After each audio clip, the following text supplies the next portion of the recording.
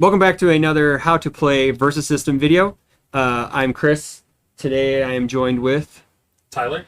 You might have seen us play a few games of Versus. I don't know if this is going to come out before all of our matches, but you've seen us play other games on the channel. Today we're going to teach you guys how to play Versus System. We're going to start off on turn. We've already started off by rolling for who gets initiative. Initiative is who gets to build on evens or odds first. Tyler won. He is electing to go on odds. I'm going on evens because he said so. Also, it's also a kind of a tool to, that's what your power turn is. So the turn that you really want to win the game on is what, like if you want to win the turn on 5 or you want to win on 6. So you want to make sure your deck is built to, I guess, win on the turn you want to win on. And the initiatives on the turns that you want to play your power cards. Correct. So we're gonna start. We already started off. So basically, you start off by shuffling your deck. You offer it to your opponent to cut. We've already done that. We already drawn our first hand of 4 cards. You want to see if you want to mulligan. You're allowed 1 mulligan a game. That is, you put all 4 cards to the bottom of the deck. Draw another set of 4. I like my 4 cards that I drew. What about you, Tyler? I like my 4 cards. Okay, so we're gonna start. So after we got our 4 cards, we draw 2 cards to start our turn. And since Tyler chose to go first, he's going to explain what he does on his first turn. Okay. So at the beginning of what is your building phase, you want to take a card from your hand and you want to put it face down in your resource row. What kind of card can we put down there? So you can put any card from your hand down into the resource row. The ones that are going to benefit you the most are going to be your plot twists and location cards. Okay, those are what? Blue Blue and green for people who just want to know what colors they are. So yeah. Yes, your blue and green cards. Okay. Are the ones that you want to primarily put down in your resource row. Alrighty. So then after you put down a resource, you do what is called recruiting points, which is equal to the amount of resources you have. So I'm going to recruit my 1 point. So I can play my Hank Pym Ant-Man. Okay, so you can play him because he's worth 1 point? Correct. Okay. And then why is his... So he has a thing called concealed optional. Do you want to explain what that is? So concealed optional in the game, there is a keyword called concealed, which means that the characters are played into what is called the hidden area. Characters in the hidden area cannot be attacked by your opponent's cards. Normally. There are effects that allow you to attack into the hidden area. Yes.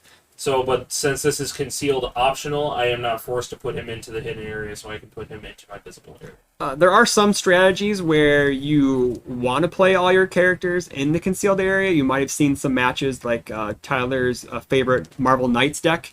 And then one of my favorites, the Hellfire BPRD deck, plays a lot of hidden characters. It's just that because the zone is split into 2 sides. There's a visible and a hidden area. So with the concealed optional, it allows you some flexibility. If you don't have a character you can play into your visible area. Yes. So are you done with your recruit step? Yes. Okay. Pass to me, eh? Yep. All right. So I'm going to lay my resource face down, recruit my 1 point, and I'm going to recruit Alfred Pennyworth.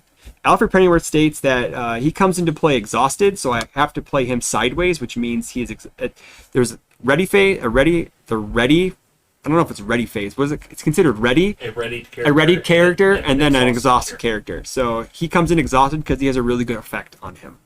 So now that I've recruited all my stuff, I have nothing else I want to do. So we go to what's called the attack step. Since Tyler has initiative, he gets to attack first. Alright, so during my attack step, I am going to swing my Hank Pym Ant-Man into your Alfred Pennyworth. Okay, so what you do is before anything happens, you declare your attack. So you declare the intent to attack my character. So he is asking if that attack will be legal. It is legal. That means that I have no effects to take away the defender or take away the attacker. So when that becomes legal, we either he buffs his guys, I try to debuff or buff my guys to take the least amount of damage. So what we do is we'll go ahead and do you have any effects to play? No. Okay, so and I don't have any effects to play. So we take Hank Pym's attack, which is 2, and we take my defense, which is 1, and then we subtract 1 from 2. one breakthrough. So that means any attack that is over my defense, I take that as extra damage. But then since my character will become stunned while defending, so you flip your character over and you take his recruit cost. So I would take 2 overall. So I take 2 points of damage. And then, so we'll go ahead and do this. So 2 points. So I go to 50. We start the game with 50. So I go to 48. And then since I have 1 attack and Ant-Man has 1 defense, I also stun him back. So Tyler takes 1 point of damage. So now that I can't, so after his attack step is over, it goes to my attack step. And now that since I can't attack with anybody because my guy is stunned, we go to what's called the recovery phase. The recovery phase is we choose 1 stunned character, we recover them, so you flip them back over, you make them ready, and you KO any other stunned characters. You can only choose 1. There are cards in the game that allow you to recover multiple characters during the recovery step or combat phase. So then now that the recovery step is over, we go to the next turn. So we draw 2 cards. And it is now my initiative. I will go ahead and lay my resource, recruit my 2 points, and I'm going to play Tim Drake as Robin, Titan in command. And then I will go ahead and flip a location from my resource row. Things about locations and plot twists. They have a threshold cost in this corner. You have to have this many resources. So this one is a 2. I have to have 2 resources to flip this. So I flipped it. And now I'm going to activate it. So activating is you turn it sideways. Reveal the top card of my opponent's deck. I may put it into his KO pile. Use only if I control Gotham Knight's character. And the team stamp is either in the center bar on Legend's character, on Legend block stuff, or the side is in the older template. So I control Gotham Knight's character card. So Tyler would reveal the top card of his deck. It is Natasha Romanoff. And since we are on turn 2... I'll leave it there because he can't play it, so won't bother me any. So he flips it face down, and then I'm going to recruit an equipment card. It has a threshold, recruit points of 0, so it's free. I can only recruit it to a Gotham Knight's character card. And it says equipped character can attack as though it had flight and range and has activate, so it means it gains this power. Activate. So it means turn sideways. Negate target payment power effect. A payment power is anything with an arrow on the effect power, like Alfred or even utility belt, or it says activate and then do that. So I passed my recruit step. Okay.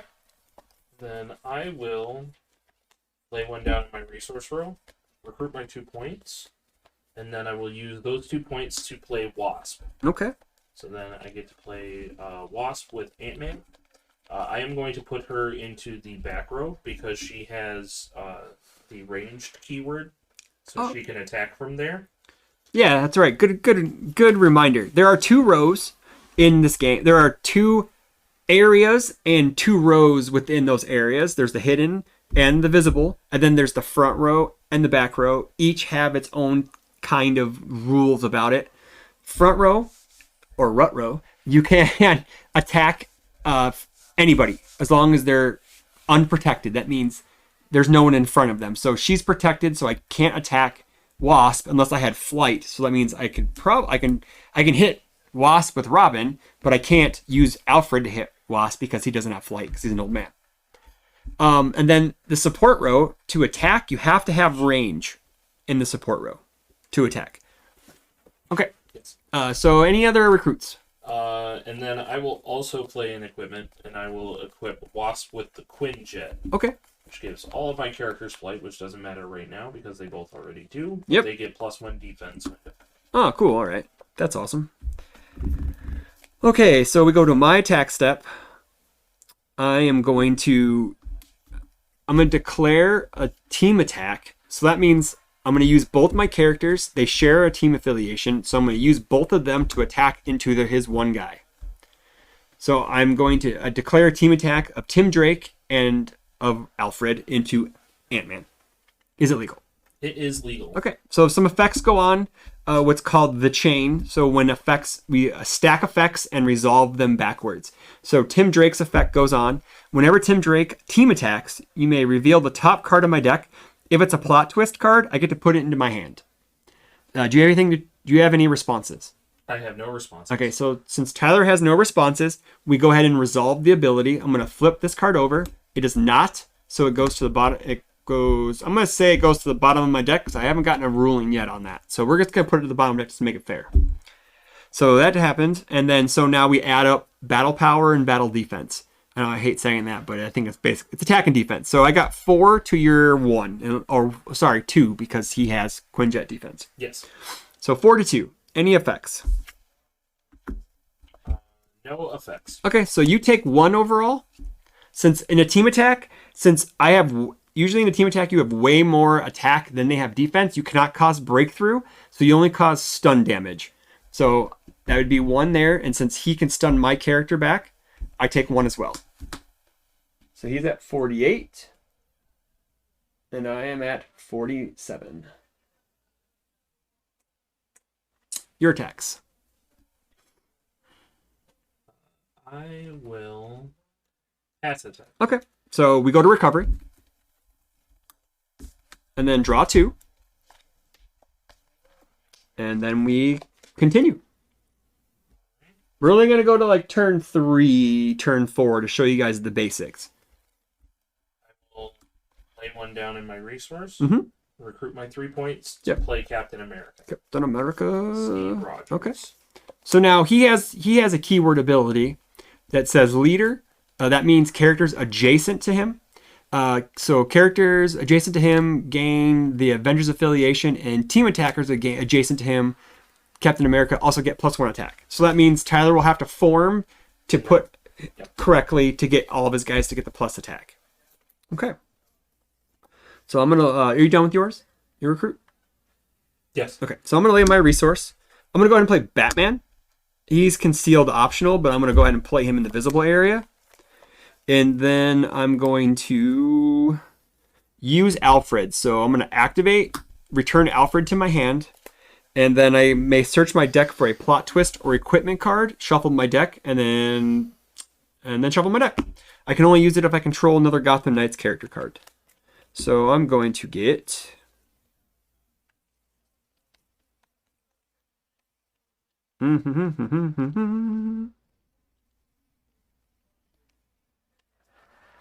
plot twist. We'll get Bat Signal. Okay. And then I will form up like so. Okay. And then I'm going to activate. I'm going to use Batcave. Reveal the top card of your deck. Playroom. Discard it. Put it into your KO pile. But I want you getting that. That's a good card. All right. Go ahead. I'm going to start by flipping over my location. Yep. Base of operations. Okay. This allows me to activate it. Yep. Which to exhaust it. Okay. So I have a response. Yes. No, sorry, I don't. Yeah, I do. I can use him. Yeah, I'll let it go. Go ahead. Okay. I could have canceled it by turning Tim Drake sideways and canceling his payment power, but I choose not to. All right. So I get to look at the top part of my deck and decide whether it goes on top or bottom. I will leave it on top. All right. Your attacks. We are going to have Hank Pym and Wasp team attack into Batman. Attack is legal, but in response, I'm going to exhaust Batman for the cost to play Bat Signal. As additional cost to play Bat Signal, exhaust a Gotham Knights character card I control. I can search for a Gotham Knights character card, put it in my hand, shuffle my deck. I'm going to go ahead and get... Where are you? I think we're going to get Cassandra Cain as Batgirl. Shuffle my deck. Offer my opponent to cut if he wishes. Definitely. And then continue with the attack. So I am a 5'4" to your what? You're pretty huge, right? Hank Pym, since he is team attacking and invisible, gets +2 attack. Okay. And then Wasp makes it so neither of them can be That's adjacent. adjacent. Yeah, so he's not adjacent to her. So nothing there. Okay. But so we But they have also a get- total of They also get +2 8 attack. 8 attack. So the team, I have no other defense to play. So I take 3 stun damage and no breakthrough because it's a team attack. So I take 3 and I choose to stun Wasp back. So you take 2. So I go to 44. And you take 2, you go to 46. And then continue. And then I will have Captain America attack. Tim? I will, in response, play Bat Signal. Any responses? Nope. All right. Let's search for my 5-drop. I'm going to get Dick Grayson, Nightwing, Rough Justice. And then I'm going to play Good Cop, Good Cop. Any responses? Nope. So this resolves, and this goes. Target got the Knight's Defender, and my support rogue gets +2 attack this attack. Sure. And has reinforcement. Okay. Okay, so I am a 5'3" to your 6'4". I have reinforcement, so I take 2. And since I have enough attack, I will stun him back. So I take 2, he takes 3. 3. And then I take 2, go to 42. And then we go to recovery because I have no attacks. So we'll go ahead and just keep Tim Drake. I'll KO Batman. Ready all of our cards. Draw 2. And that's it. That's basically the first few turns of a game. So if you think we went through it too fast, please watch the video again. Again, I believe there is an online rule book. I don't know where it's at. Sorry. But if you have any rules questions or anything, or any types of questions about how to play the game, please post in the comments below. We try to keep this as short as possible. But yeah, hope you enjoyed it, and stay tuned for more Versus System content. Have a good night. I forgot to explain what reinforcement is. So reinforcement means that I do not take breakthrough. I take just the stun damage. So effects like, say these guys were in the back row. So you have to have someone, to reinforce with characters, you have to have someone in the support row. So if I was attacking here to there, he would exhaust him to reinforce this character. So he only takes his stun damage and no breakthrough. Or there are cards with effects like Good Cop, Good Cop, that gives my character reinforcement. So I don't have to take any breakthrough. I just take the stun damage. So sorry, my bad on that one. Good catching, Tyler. If there's anything else we didn't explain fully, please put in the comments below. We'll talk to you later. Good night.